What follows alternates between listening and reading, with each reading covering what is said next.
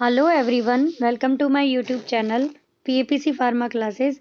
और last class में हम जिस चैप्टर की बात कर रहे थे उसका नाम क्या था? Interfacial phenomena. जिसमें हमने क्या डिस्कस किया था? हमने सरफेस टेंशन डिस्कस की थी। ठीक है, सरफेस टेंशन जिसका कि कॉन्टैक्ट एंगल कितना होता है 90 डिग्री, और इंटरफेशियल टेंशन इसका कॉन्टैक्ट एंगल कितना होता है 180 डिग्री। कितना? 180 डिग्री। जैसे कि मान लो ये कोई वाटर की ड्रॉप है, अगर ये यहाँ पे इस तरीके से प्रेजेंट है तो यानी कि ये क्या है? सरफेस टेंशन 90 डिग्री एंगल है इसका सब तरफ से। अगर वही वाटर की ड्रॉप इस तरीके से प्रेजेंट है तो अब इसका कॉन्टैक्ट एंगल 180 डिग्री है। अब ये इंटरफेशियल टेंशन है। ठीक है, और अगर वो वाटर की ड्रॉप ये सिंपली इस पे इस तरीके से है कंप्लीटली तो 0 डिग्री एंगल है, और यहाँ पे वो वेटेबिलिटी जो है वो अच्छी है।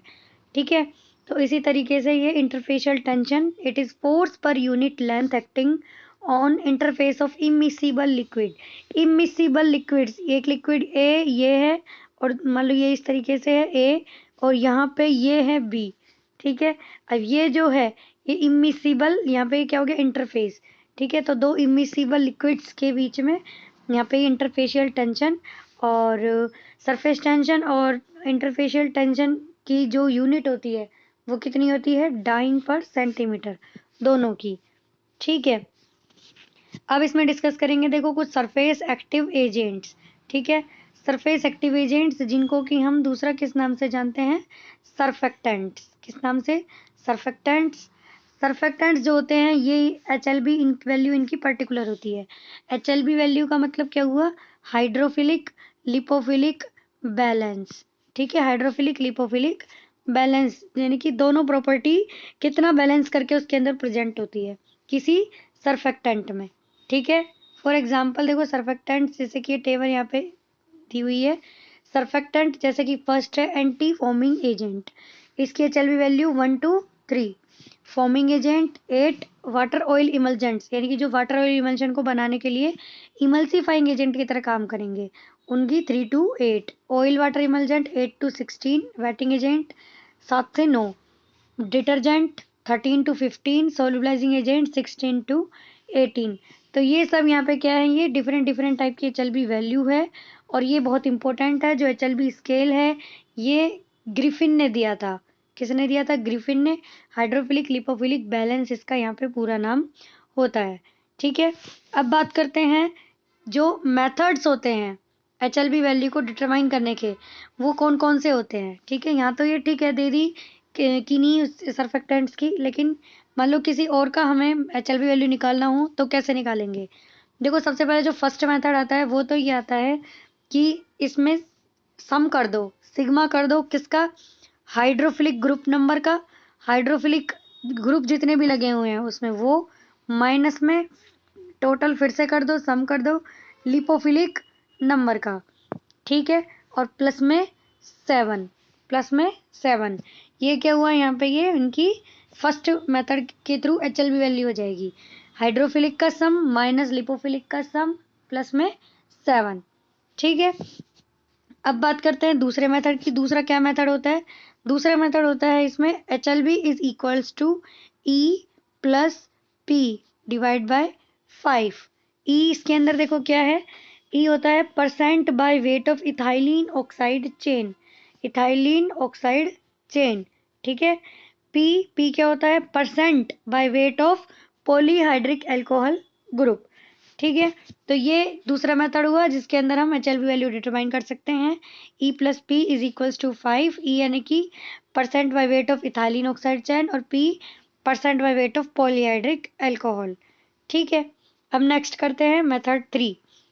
थर्ड मेथड क्या कहता है कि इसके अंदर दिस जो ये मेथड है मेथड थर्ड, इसके अंदर सबसे पहले देखो फॉर्मूला देखते हैं। HLB is equals to 21 minus S upon A। ठीक है, ये इसका यहाँ पे क्या होता है? ये यहाँ पे इसकी वो होती है फॉर्मूला थर्ड मेथड से HLB निकालने का।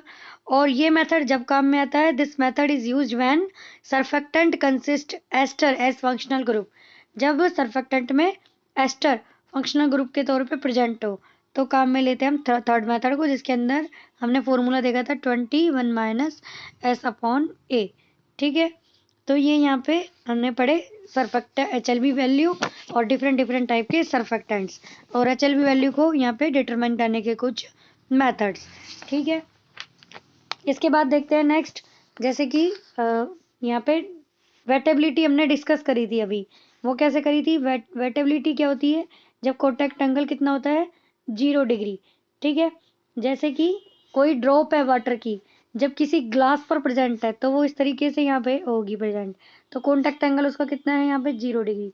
ठीक है, और अगर वही वाटर की ड्रॉप किसी पैराफिन कोटेड ग्लास पे प्रेजेंट होगी, पैराफिन कोटेड कोई सरफेस है उस पर प्रेजेंट होगी, तो उसका कॉन्टैक्ट एंगल 90 डिग्री से ज़्यादा होगा।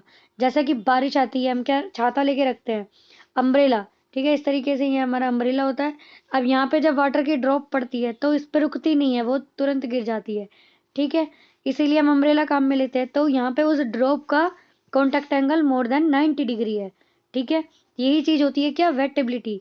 0 डिग्री पे वेटेबिलिटी अच्छी होती है। ठीक है, अब देखते हैं नेक्स्ट, नर्स्ट पोटेंशियल, जो हमारे टॉपिक का नाम है।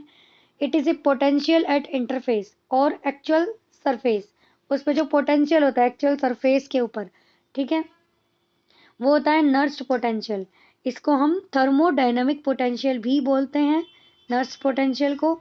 यानी कि ये जो है, ये बीकर है, इसके अंदर कोई सॉल्यूशन भरा हुआ है। अब यहाँ जो इसके इंटरफेस के ऊपर, यहाँ पे जो भी यहाँ पे प्रेजेंट में जो भी यहाँ पे पोटेंशियल है, वही चीज़ क्या हो जाती है? ये नर्स्ट पोटेंशियल। ठीक है, दूसरा देखते हैं इसके अंदर। दूसरा इसके अंदर आता है, देखो क्या, zeta potential. Zeta potential, it is a potential at shear plane and it is determined by zeta meter. जो जीटा पोटेंशियल है वो सस्पेंशन और इमल्शन दोनों की स्टेबिलिटी के लिए कैसा होना चाहिए? ऑप्टिमम होना चाहिए। ठीक है, और ये जीटा पोटेंशियल दोनों में ही एक इम्पोर्टेंट यहाँ पे पैरामीटर है, दोनों के लिए ऑप्टिमम होना चाहिए तभी वो स्टेबल होंगे। ठीक है, जीटा पोटेंशियल कैसे डिटरमाइन किया जाता है? जीटा मीटर से। यहाँ पे इस तरीके से किसी सॉल्यूशन में एनोड और कैथोड अटैच करके जीटा मीटर की हेल्प से यहाँ पे जीटा पोटेंशियल को डिटरमाइन किया जाता है। जीटा पोटेंशियल का अगर फॉर्मूले की बात करें तो V/E। V जिसके अंदर क्या है? वेलोसिटी ऑफ माइग्रेशन, पार्टिकल्स के दूर जाना। माइग्रेशन का मतलब यहाँ से आगे जाना पार्टिकल का। ई मतलब क्या हुआ? Potential gradient. ठीक है, जो ये जीटा पोटेंशियल है इसको दूसरे किस नाम से जान सकते हैं हम? Electrokinetic potential. और जबकि जो नर्स्ट पोटेंशियल है उसको किस नाम से जानते हैं हम? Thermodynamic potential. ठीक है, तो इस तरीके से दो इंपॉर्टेंट टर्म है जो कि इसके अंदर काम आती है इंटरफेशियल फिनोमिना में। ठीक है, तो हमने ये 2 पार्ट्स में इंटरफेशियल फिनोमिना जो है कंप्लीट पढ़ी, जिसके अंदर हमने फर्स्ट पार्ट में देखा कि सरफेस टेंशन क्या होती है, कौन कौन से मेथड से डिटरमाइन की जा सकती है। फिर हमने देखे इंटरफेशियल टेंशन क्या होती है, जिसके अंदर हमने देखा था कि सरफेक्टेंट्स क्या होते हैं। देन हमने HLB स्केल के बारे में देखा, मेथड्स देखे HLB स्केल को, HLB वैल्यू को डिटरमाइन करने के। फिर हमने पढ़े क्या? Wetting agents. फिर हमने Nernst potential, then zeta potential. ये सारी चीज़ें हमने इनमें यहाँ पे पढ़ी हैं। ठीक है, अब नेक्स्ट क्लास में नेक्स्ट टॉपिक के साथ मिलेंगे, तब तक के लिए थैंक यू, धन्यवाद, जय हिंद, जय भारत।